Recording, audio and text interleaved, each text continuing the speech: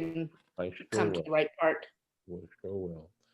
Good morning, everyone, and wonderful to have you joining us. And we're going to make the bracha, and then we are, of course, reading the story of Joseph. Baruch atah Adonai Eloheinu melech haolam asher kitshanu b'mitzvotav v'tzivanu la'asok b'divrei Torah. Amen. All right. So we had just read about how Joseph had these two dreams.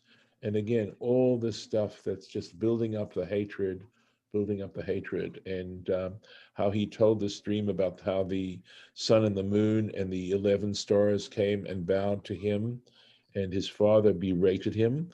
Rashi explained that the reason that his father did that was to try and reduce the amount of jealousy and anger that the brothers had for him. And so here we go, verse 11. So we're chapter 37, verse 11. Vayikanu vo echav, and his brothers were jealous of him. Va'aviv shamar et hadavar, but his father, literally it means guarded the matter. So we are going to have some Rashi on this. So first of all, guarded the matter. What exactly does that mean? Shamar et hadavar. Haya mamtim umitzapeh. He was patient and he anticipated matai yavor, when this dream would in fact be fulfilled.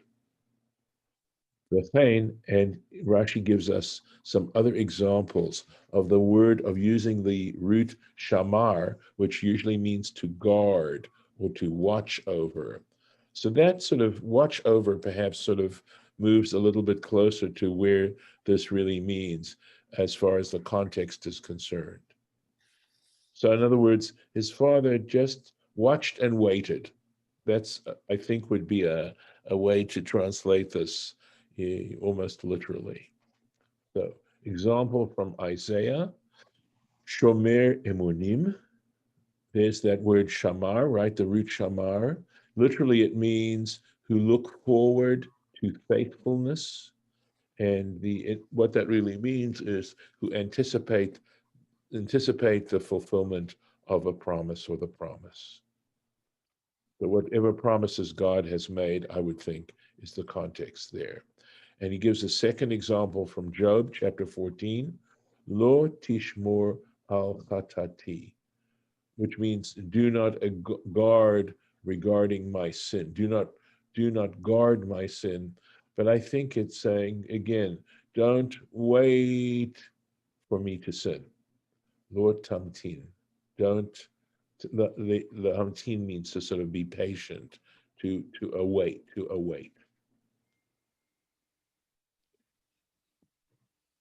Next verse. Here the prophecy starts to. So we just read about it, and now the prophecy is starting to be fulfilled.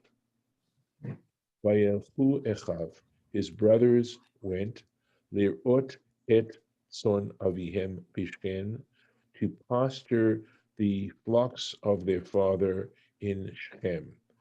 And we notice in the Torah there are two dots over the word et. And it seemed to me that says those dots are saying wink, wink, meaning don't take it the way it sounds. There's an agenda here. Wink, wink. Rashi. Lirot et son. Nakud al et. There are dots on the word et. Shelo halchu, because they only went ela lirot et atzman, to posture themselves. That's what they were going to do. They wouldn't really. They had an excuse. It's like someone making an excuse that they're going to run an errand or do something, and in the meantime, they're really just going off to have a good time themselves, to party. Interesting beginning of this prophecy. Vayomer Yisrael al Yosef. So Israel said to Joseph, Halo achicha ro'im b'Shechem. Aren't your brothers posturing in Shechem? Lecha, go, ve'eshlachacha alehem, and let me send you to them. Vayomer lo, and he said to him, Joseph said to him, Hineni, I'm ready, here I am. Rashi, Hineni, here I am. Hineni, actually. So he says the connotation of this word Hineni, here I am, Lashon enva, it is has the connotation of humility, uzrizut, and readiness. I'm your person. I'm ready. Nizdaris mimitzvot or mitzvat aviv. He was ready to perform his father's command. V'afalpi, despite the fact shehaya yodea be'echav, that he realized or he knew regarding his brothers sheson in oto, that they hated him. So I've been making the point that I really feel that that Joseph is clueless. That Joseph, as a privileged person, has no idea how the brothers are feeling, really. Although it does make it clear that they didn't speak nicely to him. But again, when you're clueless, you don't hear it always. And there's a interpretation I have.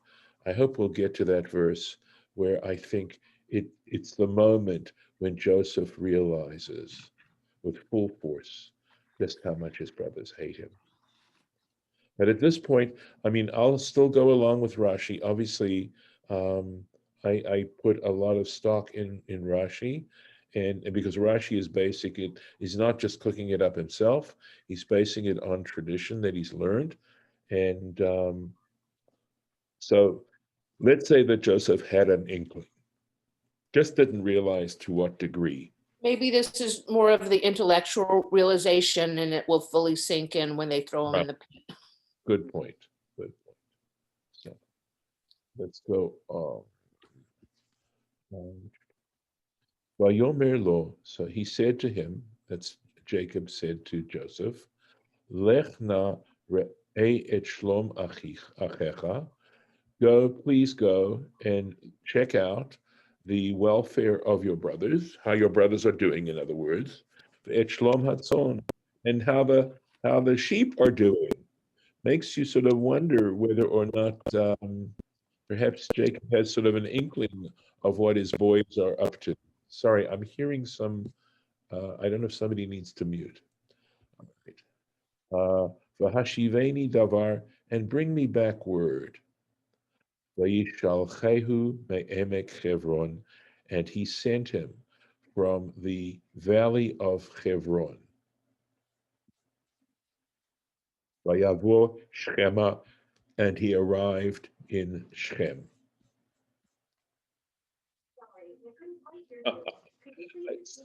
I'm going to have to turn off my sound here.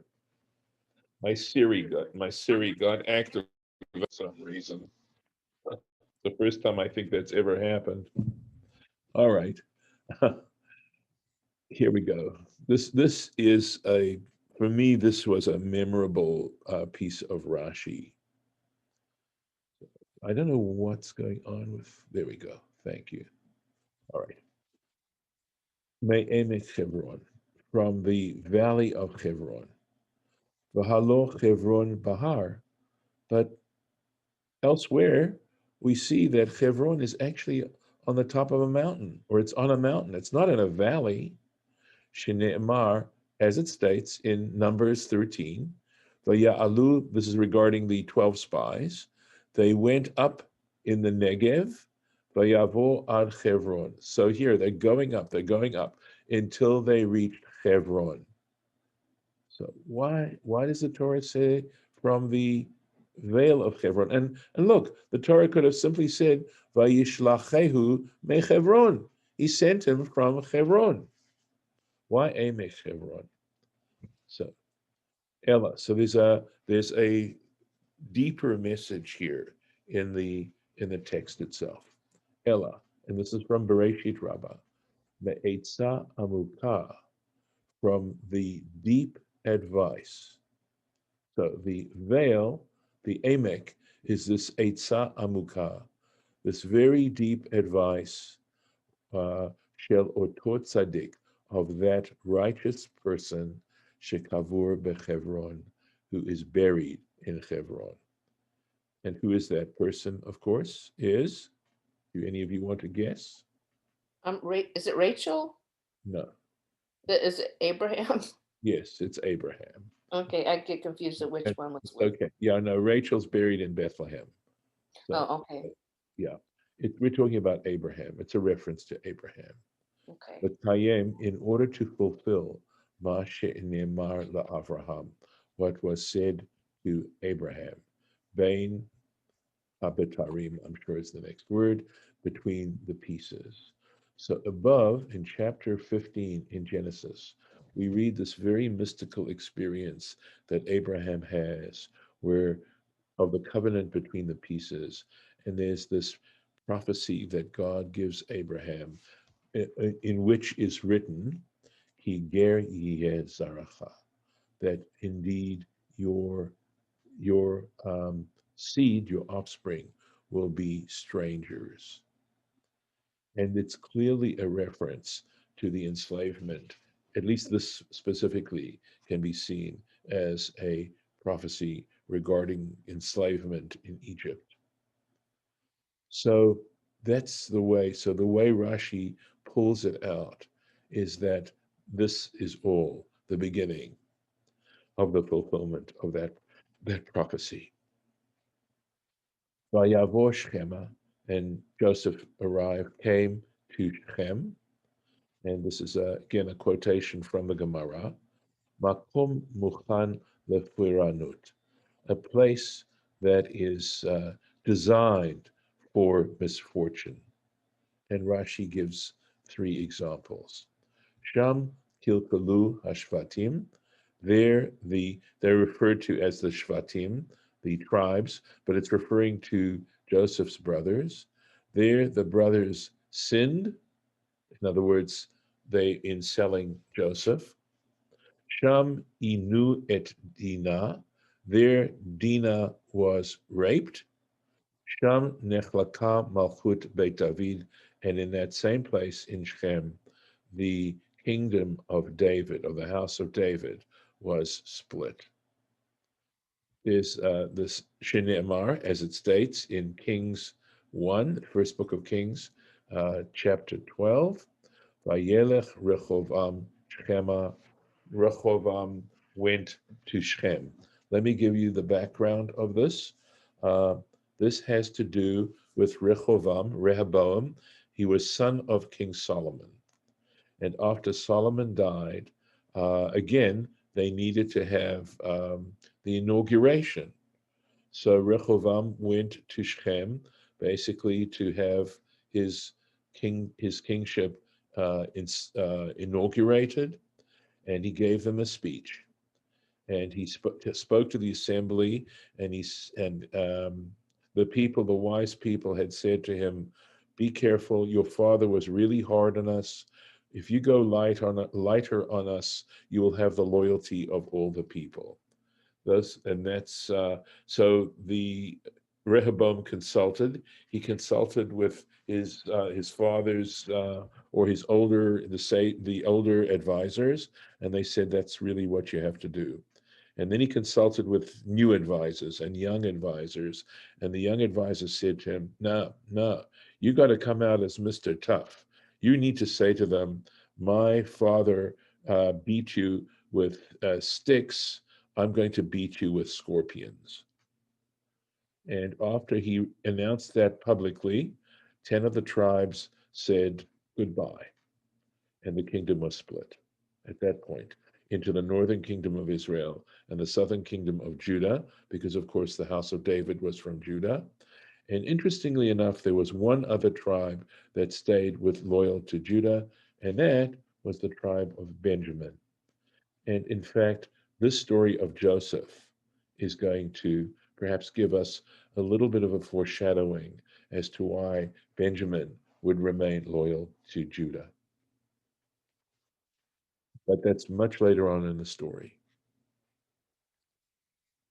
Onwards. I just wanted to comment on something you said earlier, and if the comment's worth ignoring, I don't mind your ignoring it, but it's just the way I think. But you talk about this coming thing being the beginning of the slavery, which I maybe is referring to the sale of Joseph Yes. into slavery.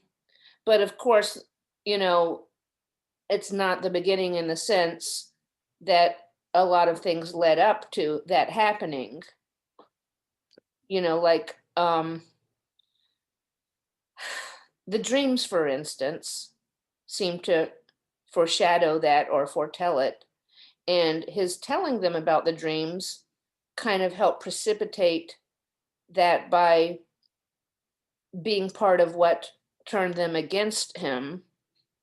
And, you know, had he not had the dream, or had he not told the brothers of the dream, or any number of things that had happened in the story earlier, then he probably would not have been sold into slavery if he'd been like one of them, you know, instead of kind of separate and against them in various ways. It's possible that he would have anyway, but it seems like to me that these things led up to that.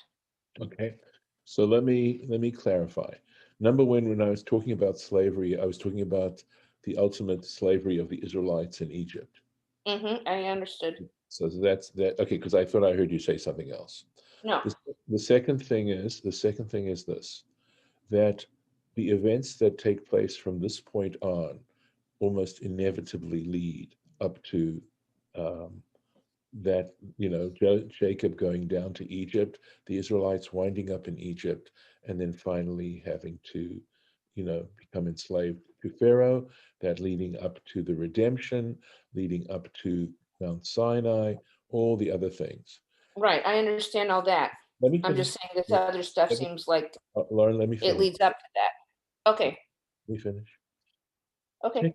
Technically, all these other things which set the scene, set the scene. In other words, technically, the brothers could have reacted differently. Nothing was forcing them to plan to calculate, calculate Joseph's death. Um, it is the way life is. We know that there are causes for human behavior. We've studied human behavior. People have been studying human behavior, obviously, for millennia. And there's a certain level of understanding of human psychology. But it's always a matter of probability. I mean, at best, you can predict that behavior on a basis of probability. But certainty, no. And you can generalize and say, you know, if you order people to wear masks, a certain segment of them are going to say you're tampering with my freedoms. Exactly who's going to say that and who isn't going to say that, we can't necessarily predict that exactly. But we have some idea if we understand, you know, the political scene and other kinds of factors. So, and here, what happened once they actually threw Joseph into the pit. In other words, they planned to kill him. There's all these other things that happen, as you can see, which eventually lead to him actually being sold into slavery. But those sorts of things are activities. They are things that sort of, in a sense, are inevitable. And up to this point, had the brothers decided, and they were free to choose to act. You know, I mean, we are in some ways slaves to our emotions, but we don't have to be. Our emotions. Well, So but there's a distinction, is what I say. but what would have led up to all of this if not these things? I agree. Those were causes, but the actual, as I understand it, the actual fulfillment of this prophecy takes place here at this particular point, because it's out of their hands at this point. You know, once they've made that decision, these other things start to take place, you know, inevitably in some ways. Well, you're right that this was inevitable. It was foretold. It was, prophesized in a sense, and it was inevitable, but it didn't happen in a vacuum, and something had to Oh, get from where they were to where they are. absolutely. And I'm not arguing that point. I'm not arguing that point. But I think you bring up another point that's sort of interesting, is the fact that they were prophesied. And if they were prophesied, does that mean inevitably that it was going to happen this way? And the answer is that on the one hand, it may have meant that it would happen in some way or another, but it wasn't necessarily this way. And this is the power of tshuva. The power of tshuva is that it can overturn prophecy. Jonah went to Nineveh and said, in 30 days, Nineveh is going to be destroyed. And he wasn't anticipating the fact that they would do tshuva. And Well, that's a good answer. that's how powerful tshuva is. That's I really was good. gonna say we could take the story even farther back and say that the roots of the slavery could be traced back to when Sarah sent Hagar and Ishmael away, because that's when the idea came somehow into the family that the blessing of God was going to go down to one son and not the other. Hmm. She said that boy is not going to inherit with my son, and it was like this one or that one. And so Yitzhak had a reason to see himself as the chosen son as opposed to Ishmael. And then again, Yaakov had it was like a family tradition. It was Yaakov and not Esav. And so it was not surprising that Yaakov would look at his sons and say, well, which one of my sons is going to be my heir? Yosef, it's going to be Yosef. And if that whole, this one yes and this one no dichotomy had not started way back with Sarah, then who knows? So I think there's a distinction here, because basically all of Jacob's sons, even despite the fact that they do what they just did, there is the issue of tshuva that happens later on. And so none of Jacob's sons are moved away from the covenant. None of them, Right. have the fate of Ishmael or Esau or all the sons of Abraham's concubines. So here the situation is a little different. I think what sets this up on an emotional, that the emotional landscape that the Torah sets here starts with Jacob seeing Rachel and falling in love at first sight, and that's the first example, by the way, I think in the Torah of of any person falling in love with someone else, and his falling in love with her creates a whole now situation. Uh, I assume you were here when I had that little, or maybe it wasn't, when I talked about what would have happened had Jacob been able to script his own life. Were you here for that conversation? Remember, I said, had Jacob been able to script his life, as I imagine he might have, how many wives would he have had to begin with? Just One. one. One, exactly, exactly. So none of this would have happened. And not only that, his kids, if he'd had, did he want Rachel to be barren? Did he want her to be unable to conceive? This wasn't part of his script. This was part of God's script. But how does God set up emotionally? So he falls in love with her. He has such a hard time uh, with her conceiving. They go through agony with all that kind of. I mean, the emotional component of that story, and of course, the Torah doesn't go. The Torah depends on us to use our own understanding of life to bring emotion into the story. But you say to yourself, how did Jacob feel? How did Joseph feel? How did Leah feel? How did Rachel feel? How did Bilhah feel? They all had their feelings about what was going on around them. The Torah simply states what's going on, essentially, and some of their conversations, but doesn't fill in those things. That's in fact what's so great about it, is how terse it really is. So here, just think about this, right? Number one, Jacob falls in love with Rachel. If it scripted it, He would have worked, he would have been happy to work for Laban for 7 years and marry Rachel. Boom, end of story. Doesn't happen that way. Doesn't happen that way at all. And then, okay, so when Joseph is born, that's the point at which Jacob is ready to leave. That's the point when, as soon as Rachel bears Joseph, he's ready to take off and head back to the land of Canaan after 20 years. Okay. And then on his way, it turns out that Rachel conceives one more time and she dies in childbirth. How's Jacob feeling about this?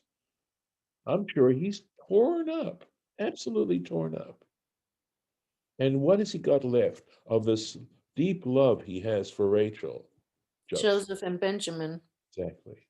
Well, Benjamin's a tiny little kid at this time, I imagine. He's always sort of, you know, written as this young, the young little boy. But Joseph's already on his way to maturity, and Jacob is able to share so much with him. So this all sets all this stuff up. We can hold Jacob accountable and say, you shouldn't have shown favoritism. Well, okay, yeah, you're right, but really difficult, really understandable at least. And remember, understanding isn't excusing. So there's such a rich tapestry here behind what ultimately starts to happen. So let's go on. We've got a couple more minutes. Let's keep going. This story is just, as I said, every time I read it, I get emotional, and it's the power of it just keeps going. Because there's stuff you read the first time and you say, "Oh my, how cool, really cool," and then you read it a second time, it's not quite so cool, etc., etc. And you read it with Rashi and like, oh, Yes, gotcha. I know. Well, this is just Rashi. We're just starting, right? Yeah. There's lots of commentators, but Rashi's definitely top quality. Okay, let's go on here. Verse, let's see where we are right now. 15. Thank you. All right, there we are. Vayimtsaehu ish. He found a man there. Or, yeah. Vihine to'eh basadeh. So I think probably a better translation is a certain man found him. Mm-hmm. Vihine to'eh basadeh, and he was wandering in the field. So he's wandering around, wondering where his brothers are. Okay. Vayish alehu ha'ish lemur. And the man asked him, saying, Ma tivakesh, what are you seeking? What are you looking for? So here we go. V'yimtza'ehu ha'ish, a certain man found him. And according to the Tanhuma,